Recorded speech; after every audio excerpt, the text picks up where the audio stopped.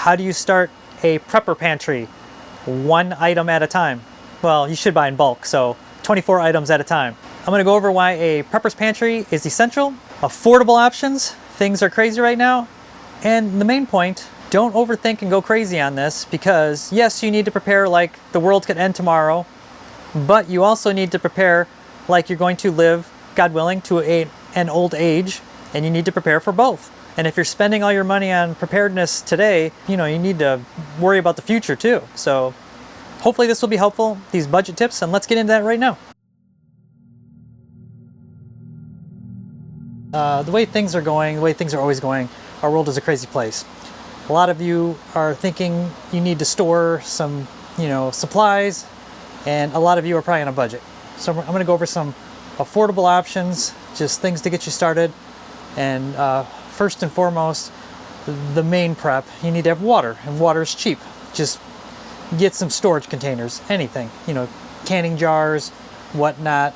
Have a water source and a filtration source if possible. You always have to think of potential disruptions in the food supply, job loss, which is a real threat, more greater than like World War III and Civil War. Job loss is a big one. Rising food costs. So I always like to look at food storage as hedging against inflation. I bought some bags of rice 10 years ago, still edible, and the price has doubled since then. So keep that in mind. I mean, food is, if you can't buy gold, gold, ammo, and then food is prices just keep going up. I mean, I hate to say it, went to a coffee shop the other day. I normally get a small latte, and it's always around, sadly, like $4. And the other day I went to a place, and I about vomited in my mouth a little bit when the lady was like $6.90. And I was like, the big thing too is peace of mind. If you have a good stocked pantry, and I apologize about the noise, it's summer here, so we have dehumidifier, air conditioning, going on in here. And I had to open the blacked out curtains a little bit in here, so I have a little bit of light for filming. I'm not going to be in here that long because it's a hot day and I don't want to disrupt the pantry. But peace of mind is the biggest thing. If you have a well-stocked pantry, you don't have to worry as much. Let's go over affordable options. I mean, one of the cheapest and greatest affordable options is bulk food, such as bulk rice and like dried beans, like beans and rice. I mean, you could get the best storage method is get some 5-gallon buckets, get some gamma lids, so when you do need to tap into that stored food, you can reseal it in an airtight manner, and then Mylar bags and oxygen absorbers. So what you do is you go to Sam's Club or any place like that, buy bulk rice, big bags, pre-load your 5-gallon buckets with Mylar, pour the rice in the Mylar, drop in an oxygen absorber, take a heating element, or we use my wife's hair straightener, curling iron.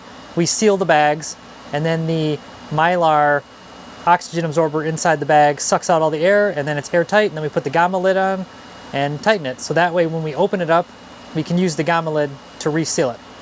There you have easily 50 pounds of rice in a 5-gallon bucket, and then get some beans. And there you spent, maybe 20-30 bucks, and you have over a month's supply of food easily. You can do pasta also in the same method. Dry pasta. We have a challenge here because my wife has celiacs and is gluten-free, so we do rice, which is by nature gluten-free. We do some gluten-free pasta, and you can see behind me we've just got, all sorts of things. But diversity is key, and also buy what you eat. If you literally hate rice, I mean, granted, in a survival situation you'll eat it, but if you hate rice, find an alternative. Another option is items with long shelf life. Just because a grocery store gets rid of something, their best buy date, doesn't necessarily mean it's bad. It used to be you would always inspect your canned goods. Metal canned goods such as this, they have a best buy date. They really don't go bad. I mean, as long as it's not bulged, as long as it's not rusty, it's edible.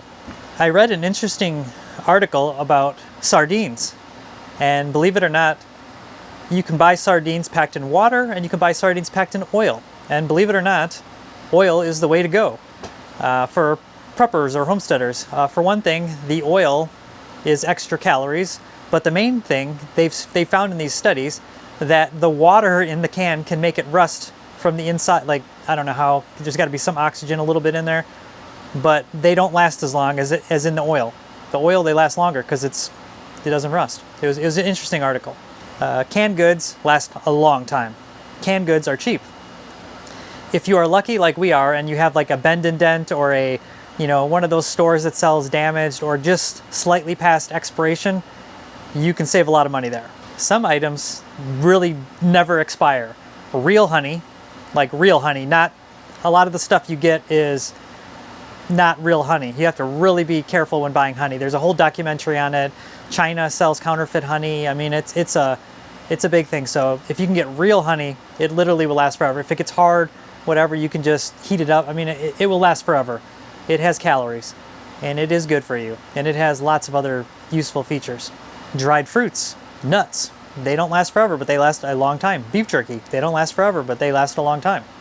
You're gonna have your categories of long-term food. You're gonna have like months, years, and decades. That's one way to look at it. The other thing to remember with your pantry, regardless if you spend, you're like Nancy Pelosi and you buy, $100 ice cream, or like us, and you buy the stuff at the Bend and Dent, FIFO, first in, first out. You always want to use the first in, FIFO, first in, first out. So this is the first one I put in there, then I add more, then I add more. But when I want to go eat my first batch of sardines, I grab the very first one. That way, you don't have one that ends up being there, for 10 years in order. So you use the first in as first out. It's pretty simple, but a lot of people do not follow that rule, and that is a major rule to follow. You also want to build a diverse food supply. Nobody wants to just live on beans and rice for a year. That would just get old very quick.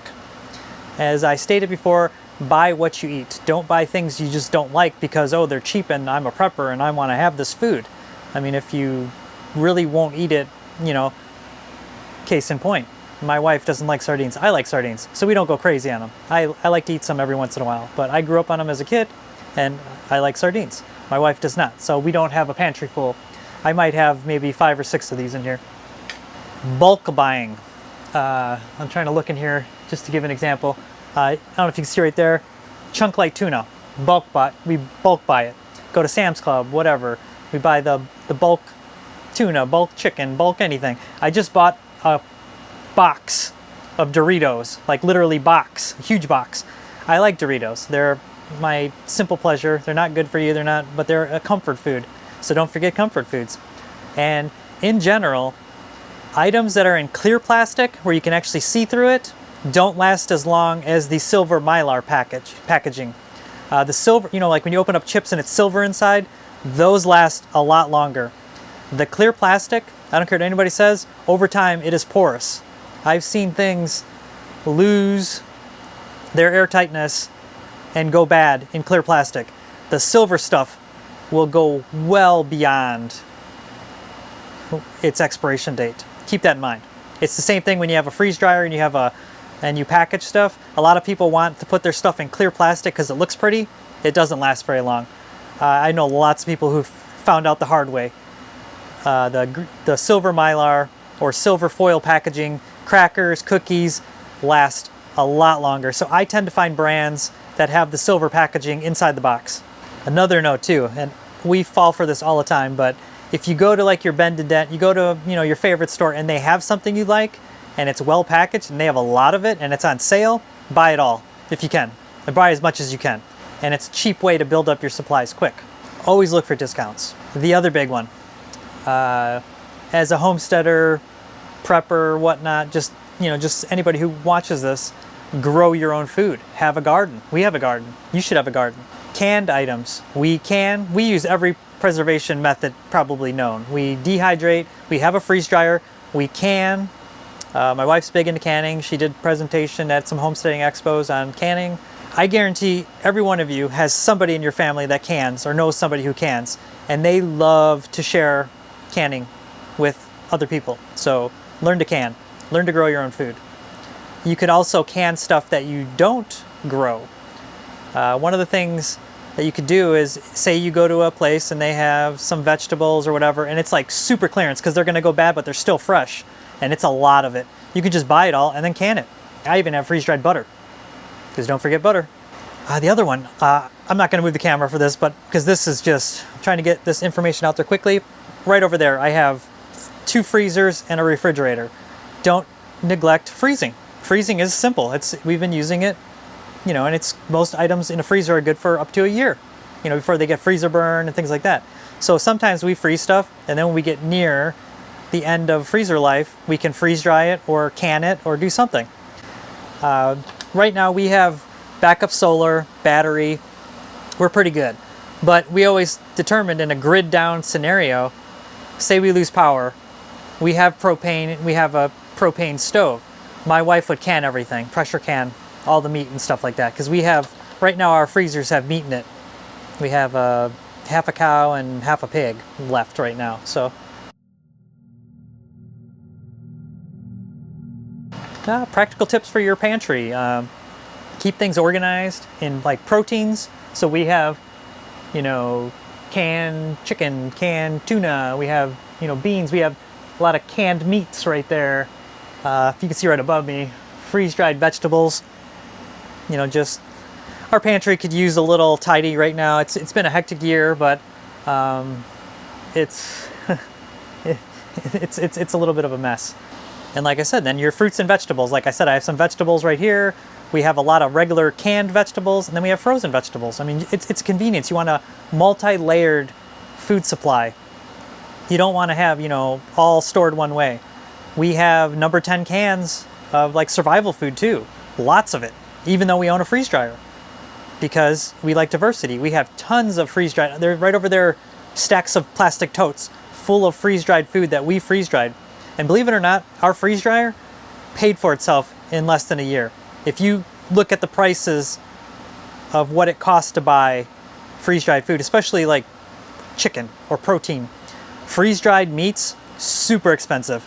You can buy diced chicken at like Walmart or Sam's Club and have a freeze dryer and make $1,000 worth of freeze-dried food in like a week for maybe a couple $100.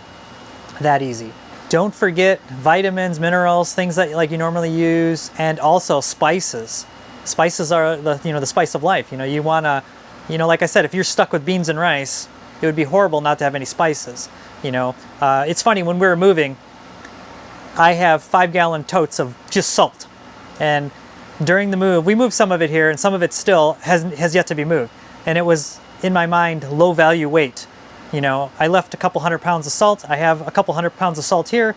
Immediately, it's enough salt. I mean, you could use salt for spices, curing meats, tanning, all kinds of uses for salt. But, don't go overboard with certain things. Kind of keep in mind how much you're going to need and plan your food prep ideas in, I would say, baby steps.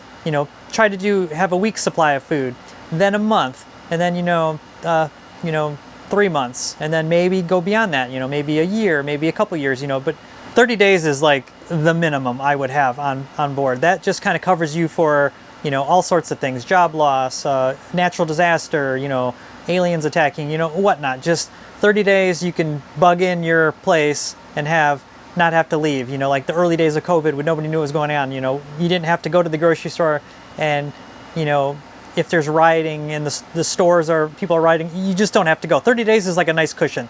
Most events don't go on, beyond a week or two, but 30 days is a nice cushion. Proper storage. That's why I apologize about the sound, because I have air conditioner running right next to me. There's really nowhere else for me to stand. I have the dehumidifier on the other end. I'm over here. There's fans. We're keeping the, in here, the humidity at a comfortable level. The temperature, it's comfortable in here. It's 80, 90 degrees outside. It's low 70s in here, low humidity. We did have a problem though. We just because we're preppers and we have all, we're homesteaders, we think, I have a YouTube channel, we have problems. We had the humidity spike in here. We had a problem. I had to fix the air conditioner in here. It almost crapped out, and the humidity got danger high for a short period of time. And even the cardboard, luckily everything we have is packaged well, which is one of the rules I'm going to go over, but some of the cardboard in here started, you could just feel that it was damp. And we have toilet paper in here. And mold was the biggest worry. So we have dehumidifiers. Had to get the dehumidifier in here. We don't like to use them because we're on solar and backup battery, and dehumidifiers suck energy really bad. So we have to time them to run when the sun's out. But it dropped, it sucked a lot of moisture out of here because we had to suck it out of all the cardboard, out of everything in here. And then we've been good since. It was just, and then we learned that the air conditioner, it has the filter you're supposed to clean, but it has another area that should have been a filter that is not a filter, that was completely clogged up, which is dust from the years. This was the air conditioner that was with the property, and bad design on Polonus or whatever the company is that makes this, because you literally have to take the whole machine apart to clean this thing. Horrible design. Never buy another one of their products. Just, they could have made it so easy to open this section up to clean it, but they made it so hard. So I don't want to go on that again. Airtight containers, as I stated, silver foil for your goods. Unfortunately, some short-term items, like gluten-free gravy mix, but if you tear this pouch open, it is plastic with silver inside of it, so it'll last, a long time. But airtight containers, if you do the 5-gallon buckets, Mylar, oxygen absorber, and then the gamma lid, because you want to be able to reseal it. That is the other thing. So don't forget to have little items such as bag clips and, just simple things, just so you can, because if you have number 10 cans especially, you notice they come with the plastic lid. It's because you're not going to eat it all at once.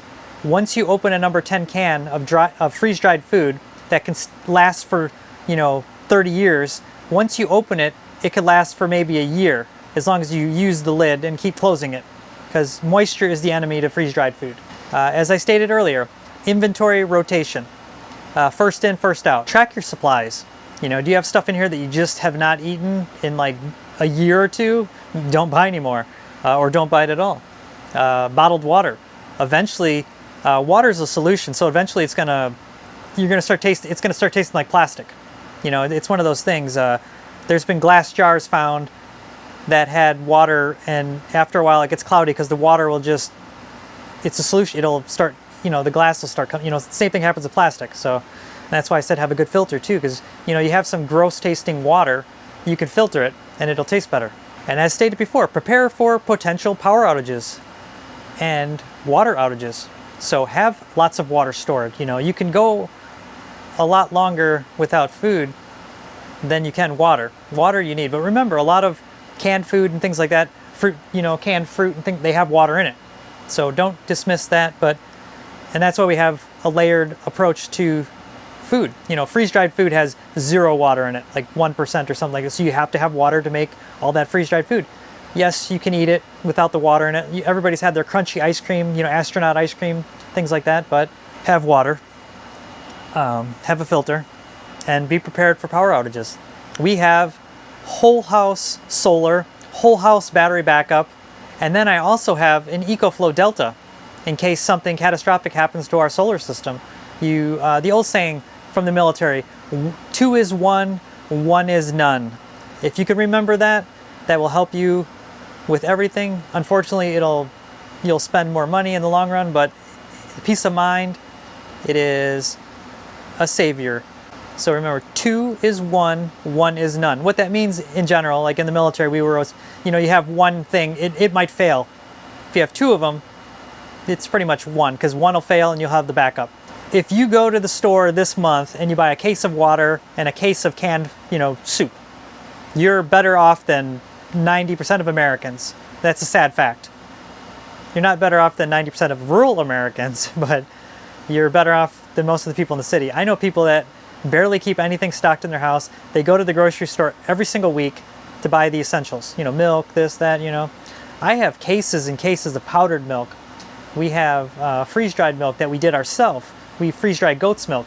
We have tons of milk. We still buy milk though, because I like half and half with my coffee, but we have in case something happens, I don't need to go to the grocery store for a year or two. But we still like certain items. I have a simple pleasure for ice cream. I don't have year's supply of ice cream. I do have some freeze-dried ice cream, believe it or not, but I buy, you know, a gallon of ice cream and it lasts me, you know, a couple weeks. You know, I don't eat a lot, but I like it. You know, you still got to eat the stuff you like. You still got to, like I said, prepare for the world's going to end tomorrow, or you're going to live to your very old age. You need to prepare for both. You have to. So hopefully this was helpful. Sorry about the noise in here. I don't know, my microphone is amazing sometimes. Maybe it noise canceled it out, but we shall see. So stay safe. Baby steps with your food pantry. As they say, how do you eat an elephant? One bite at a time. How do you start a prepper pantry? One item at a time. Well, you should buy in bulk, so 24 items at a time, but you get the point. You don't need to go out and spend thousands of dollars tomorrow because you're freaking out. You know, you probably have a lot of stuff in your house already that will last a long time. If you don't, just start little, buy some canned, you know, some Chef Boyardee, some complete meals, you know, that you like, and then some water, or just buy some containers, big jugs, you know, 5-gallon jugs for water, and do that. But start little and stay safe and be prepared and have peace of mind. You know, enjoy life.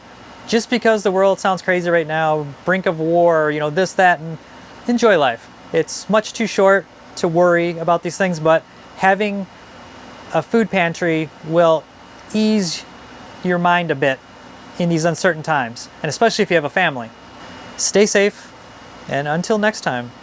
And I always got to say it, hit that like and subscribe. At least hit the thumbs up on the video if you enjoyed this. It goes a long way. I like to track how I'm doing as a channel, what I could do better. Comment, please comment. I love the comments. That is my social outlet. I don't go to town very often, so enjoy the comments. And that is it. Thanks again.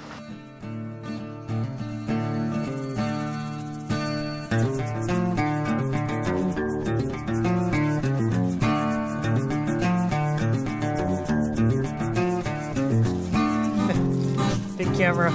I'm still waiting for the temperature in my water to be perfect. It's still warming up. I'm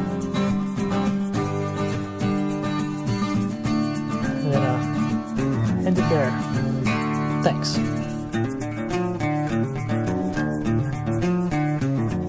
Like and subscribe. I gotta support this shirt. It was a gift. I love it. I do. So thanks again.